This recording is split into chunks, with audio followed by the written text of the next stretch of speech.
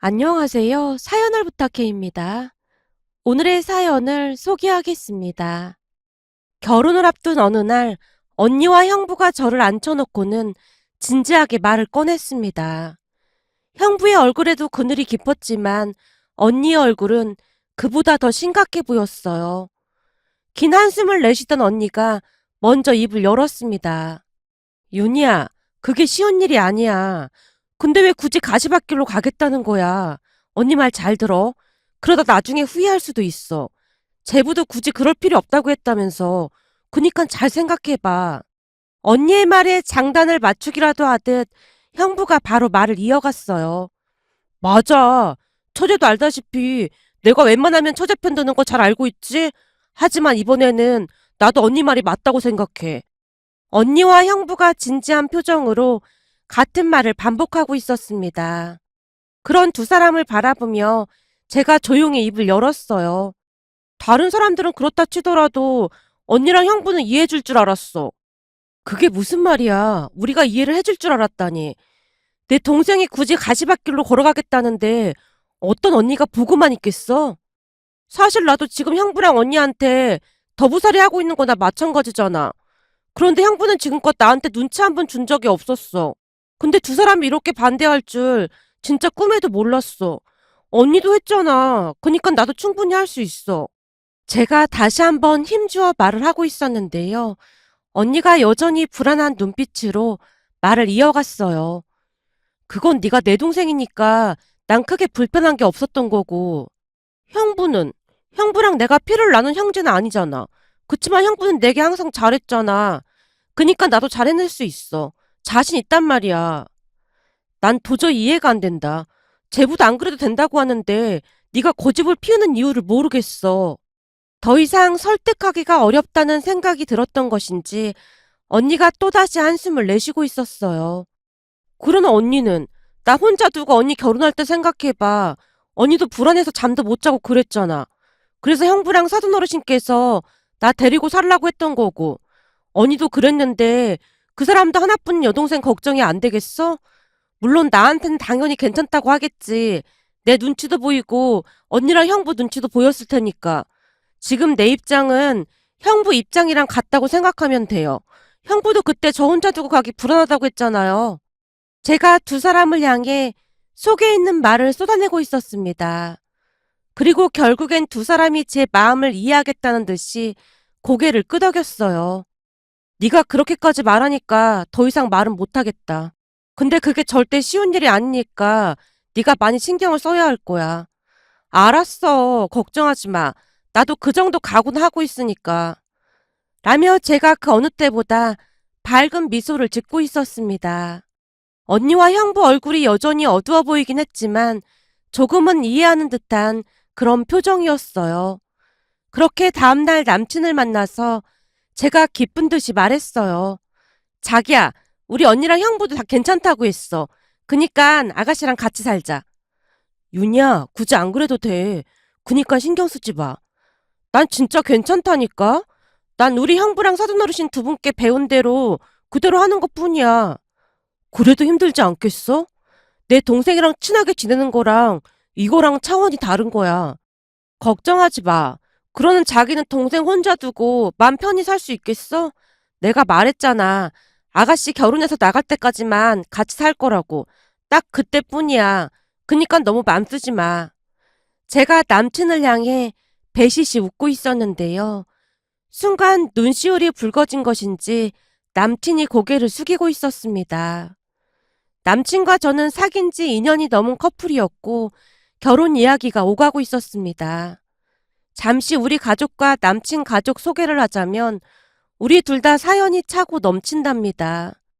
저는 대학 때 부모님 두 분 다 돌아가셨고 남친은 그보다 훨씬 일찍 부모님께서 돌아가셨다고 했습니다. 부모님이 돌아가신 뒤 저는 언니와 형부 집에 얹혀 살았습니다. 사돈어르신 두 분과 형부가 흔쾌히 그러자고 했거든요. 그에 비해 남친은 여동생과 둘이서 힘들게 살았다고 했습니다.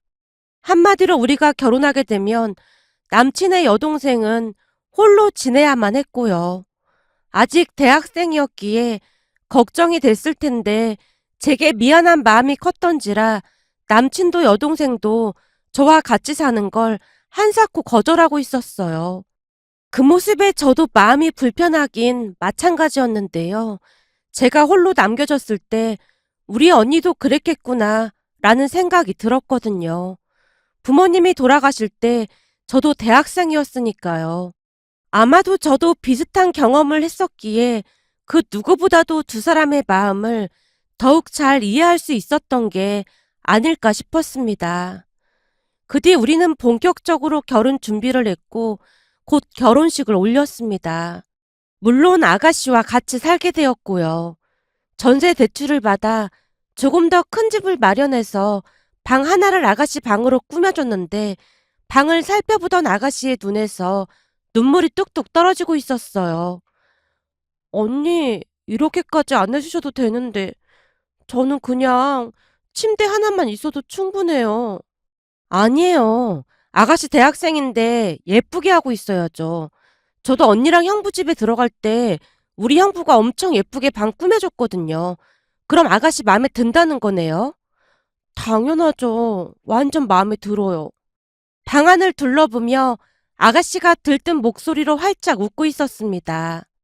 처음에는 혼자 산다고 큰 소리 치던 아가씨의 모습은 온데간데였고 우리와 함께 살아서 안도의 한숨을 내쉬는 모습이었다고 해야 할까요? 그 모습에 저도 모르게 입가에 미소가 지어졌는데요. 아직은 철없는 듯한 모습이 그저 귀엽기만 했거든요. 정말 다행이었던 것은 아가씨는 깔끔하고 예의가 바른 사람이었습니다. 시간이 날 때마다 집안 청소는 물론이고 설거지와 빨래 등을 수시로 했으니까요. 어느 날은 제가 농담스레 말을 했습니다. 아가씨, 제가 퇴근해서 해도 되니까 너무 애쓰지 않아도 돼요. 누가 알면 제가 아가씨 부려먹는 줄 알겠어요. 아니에요. 제가 시간이 많아서 하고 있는걸요. 그치만 음식은 잘 못해서 언니가 다 하고 있잖아요. 그게 좀 죄송하긴 해요. 미안하긴 뭐가 미안해요. 저도 그 나이 때 음식 하나도 못했는걸요. 그리고 아가씨한테 비밀인데 저도 언니한테 반찬 많이 받아오고 있어요. 진짜요? 아마도 오빠가 알면 뭐라고 할 것 같은데. 그니까 아가씨랑 저만 아는 비밀이죠. 오빠한테는 절대 말하면 안 돼요. 알았죠? 알겠어요. 제가 아가씨와 손가락까지 걸고는 약속을 했습니다. 워낙 신세지는 걸 싫어하는 남편이 싫어할 게 뻔했으니까요. 그렇게 시간이 지나 아가씨는 대학을 졸업했습니다. 그러는 동안에 우리는 참 잘 지냈고 아무런 문제도 없었어요. 그러던 어느 날은 취업을 했던 아가씨가 미안한 표정으로 말을 꺼냈어요. 저기, 제가 할 말이 있어요. 뭔데요? 요즘 아가씨 표정이 너무 안 좋아 보이던데 혹시 회사에서 무슨 일 있는 거예요? 그런 건 아닌데 제가 내내 생각을 좀 해봤거든요. 아가씨가 말을 멈추고는 우리 눈치를 보고 있었어요. 뭔데 그래요? 괜찮으니까 말해보세요. 사실은 저 7급 공무원 시험에 도전해보고 싶어요. 얼마 전에 제 친구가 합격했는데 들어보니까 제 적성에도 맞을 것 같아서요. 진짜요? 멋지다. 근데 그게 왜 고민이라는 거예요? 제가 박수까지 치며 물었는데요. 남편이 잔뜩 목소리를 깔고는 우려 섞인 목소리로 말을 했어요.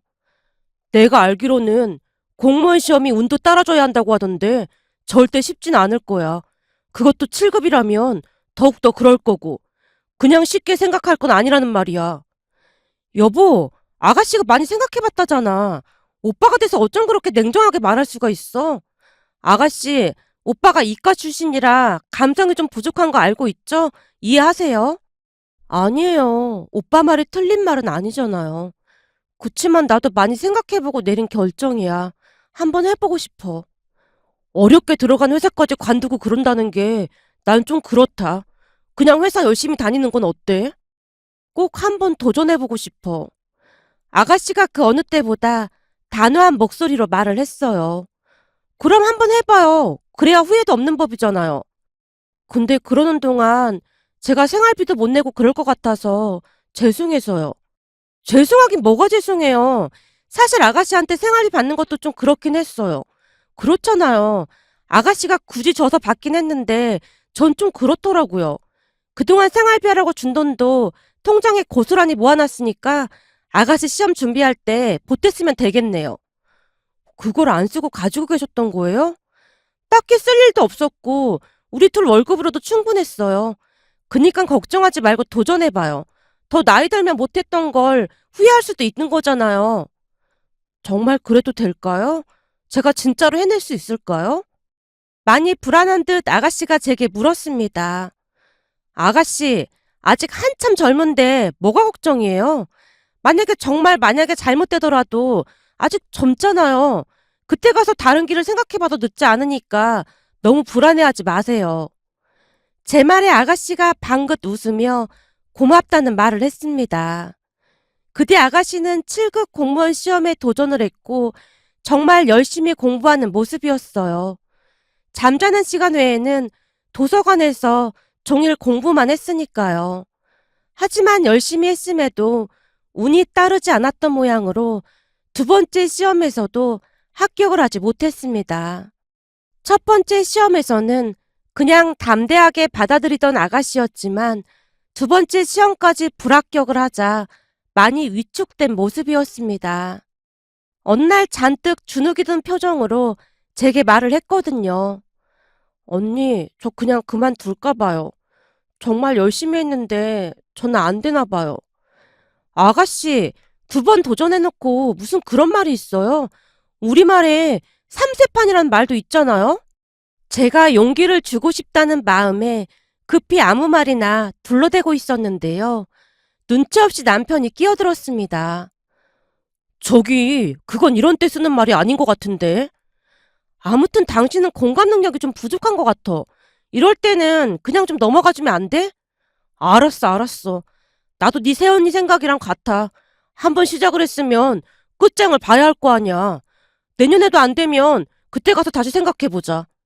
남편이 제 눈치를 보며 아가씨를 위로하고 있었습니다.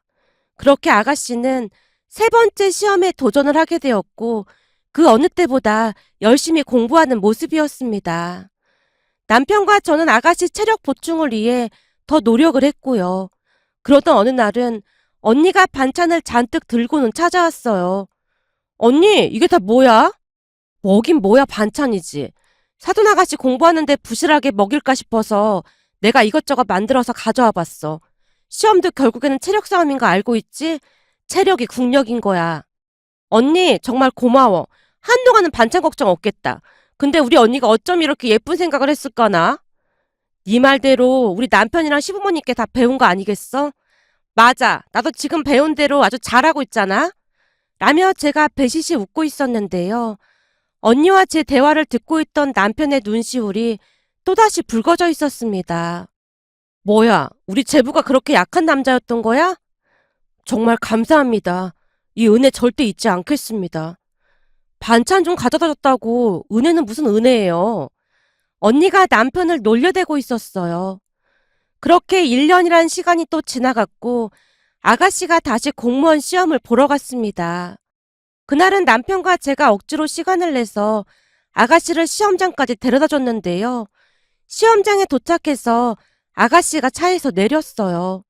우리가 손을 흔들고 있던 찰나에 갑자기 아가씨의 눈시울이 붉어지는 것 같더니만 우리 차 앞쪽으로 성큼성큼 걸어와서는 길바닥에 넙죽 엎드려 우리를 향해 절을 하는 게 아니겠어요. 저뿐만 아니라 남편도 많이 놀란 표정으로 어쩔 줄을 몰라 하고 있었어요. 결국 남편과 제가 차에서 내려서 아가씨 손을 꼭 잡아줬는데요. 언니 오빠, 언니랑 오빠는 제게 부모님이나 마찬가지인 거 아시죠? 그동안 뒷바라지 잘해주셔서 너무 감사했습니다. 이번이 진짜 마지막 시험이에요. 저 꼭 잘하고 올게요. 부모와도 같다는 말에 순간 제 눈에서도 눈물이 끝도 없이 쏟아져 나왔습니다. 제가 아무리 잘해줬다고 한들 어찌 부모와 같을 수가 있겠습니까? 다만 그날 아가씨의 말 한마디 한마디에서 진심이 느껴졌기에 쉴 새 없이 눈물이 쏟아져 나왔습니다. 아가씨의 말에서 많은 것들이 느껴졌거든요. 제가 아무리 잘해줬다고 한들 부모님의 따뜻한 정이 얼마나 그리웠을까 싶어 너무나 가슴이 아리고 아프기만 했습니다. 그 모든 것을 저도 고스란히 겪었던지라 더욱 그랬던 것 같습니다. 어찌나 안쓰럽고 대견스럽던지 그저 눈물만 나왔어요. 그뒤 아가씨가 시험장으로 발걸음을 옮기다가 제게 큰 소리로 다시 말을 했습니다. 언니, 도시락 잘 먹을게요. 감사해요. 아가씨가 해맑게 인사를 건네고 있었지만 목이 메여와서 제가 손만 흔들고 있었는데요. 아가씨가 총총 걸음으로 시험장으로 들어가고 있었습니다. 그렇게 남편과 함께 차에 올라탔는데요. 이번에는 남편이 제게 감사 인사를 했습니다. 여보, 정말 고마워. 당신은 우리 부모님이 보내준 천사가 분명한 것 같아. 처음 당신 보자마자 왠지 낯설지가 않았다니까.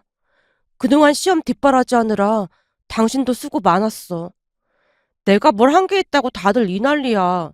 그나저나 이따가 아가씨 시험 못 봤다고 해도 절대 아무 말도 하지 마. 알았어. 걱정하지 마. 그치만 이번에는 왠지 좋은 결과가 있을 것 같은 느낌이 드네. 남편이 장난스레 웃고 있었습니다. 잠시 후 시험이 끝난 아가씨를 다시 데리러 갔고 다 같이 외식을 하며 즐거운 시간을 보냈습니다. 그리고 얼마 뒤 시험 결과가 나왔는데요. 정말 다행히도 합격이었습니다. 1차 피세 시험은 합격을 했었고 이번이 2차 시험이었기에 그 기쁨은 이루 말할 수가 없었는데요. 아가씨의 입에서 합격이란 말이 터져나오던 순간 우리 셋이 손을 맞잡고 방방 뛰고 난리도 아니었답니다. 그 이후 3차 면접까지 무난히 합격을 했습니다. 합격 소식에 기뻐서 울고 있던 제게 아가씨가 우리 언니 부부와도 같이 식사를 하고 싶다고 말을 했고 언니 부부까지 초대해서 같이 식사를 했습니다. 아가씨가 워낙 예의 바른 사람이었기에 가족들 한 사람 한 사람에게 진심으로 감사한 마음을 전했어요. 어찌나 바르게 자랐던지 보는 것만으로도 얼마나 뿌듯했는지 모르겠습니다. 저와 나이 차이가 그렇게 많이 나진 않았지만 마치 딸 같다는 생각마저 들었으니까요. 그 뒤에도 우리는 행복한 시간을 보냈어요. 우리 딸이 태어나고 난 뒤에는 아가씨가 육아를 도와줘서 훨씬 수월하기도 했고요. 우리 딸이랑 고모가 단짝이 되어서 그렇게 잘 지낼 수가 없었거든요. 그러던 어느 날 아가씨에게도 결혼할 사람이 생겼고 우리에게 소개를 했는데요. 아가씨 남친이 집을 나서는 모습을 보며 남편이 조용히 중얼거렸습니다. 비록 부모님은 일찍 돌아가셨지만 나도 그렇고 동생도 그렇고 배우자 복은 있는 것 같아. 그렇지. 나도 딱 그 생각했었는데 내가 보기엔 우리 아가씨가 워낙 착하다 보니 복을 받은 게 아닌가 싶어. 아까 딱 들어서는 모습 보자마자 인상부터가 아주 괜찮아 보이더라고. 근데 아가씨가 결혼한다고 하니까 내 맘이 왜 이렇게 떨리지? 그야 당신이 엄마 대신이었으니까. 한마디로 당신 첫 번째 딸 시집 보내는 거나 마찬가지네. 하긴 그동안 나이 차이도 많이 안 나는데 딸처럼 키우긴 했네. 제가 쑥스러운 듯 웃고 있었습니다. 그렇게 아가씨는 축복 속에 결혼식을 올렸습니다. 인연은 인연이었던 모양으로 결혼 준비도 큰 문제 없이 척척 진행이 되었어요. 사돈 어르신 두 분도 인품이 정말 좋은 분들이셨거든요. 상견례를 하는 날에는 제 손까지 꼭 붙들고는 바르게 잘 키워줘서 고맙다는 말을 몇 번이나 했는지 모르겠습니다. 그 바람에 상견례장이 눈물바다가 되기도 했어요.